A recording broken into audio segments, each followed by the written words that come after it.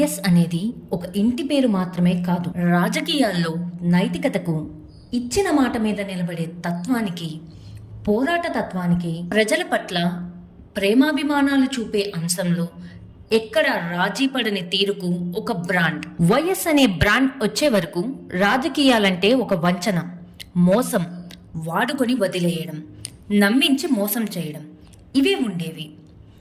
YS వచ్చాకే రాజకీయాలకు విలువ, నాయకులకు గౌరవం దక్కాయి.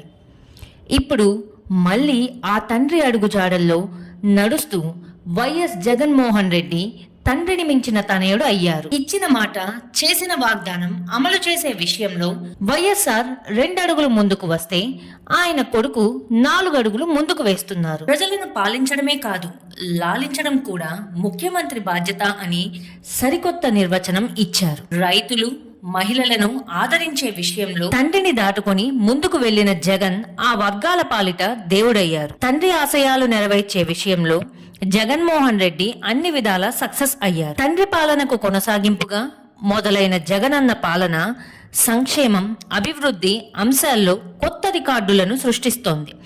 వైఎస్ అంటే రాజకీయాల్లో ఒక ఐఏఎస్ మార్క్ వంటిది. అలాంటి ఇంటి పేరును కొంతమంది స్వలాభం కోసం, రాజకీయ లబ్ధి కోసం వాడుకోవడం నిజంగా దురదృష్టకరం. వైఎస్ అనే ఇంటి పేరును దివంగత వైఎస్ రాజశేఖర్ రెడ్డి, ఆయన సోదరులు మాత్రమే పెట్టుకుంటారు తప్ప ఆ బ్రాండ్ ఎవరు పడితే వాళ్ళు ఎలా వాడుకుంటారు? ఆ బ్రాండ్, ఆ లోగో వాడాలంటే ఒక అర్హత ఉండాలి, గుండెల్లో దమ్ము ఉండాలి, మాట మీద నియంత్రణ ఉండాలి, ఇచ్చిన మాటకు కట్టుబడే వాడై ఉండాలి. పేరు బాగుంది కదా అని ఎవరు పడితే వాళ్ళు ఎలా వాడుకుంటారు? అది పబ్లిక్ ప్రాపర్టీ కాదు కదా.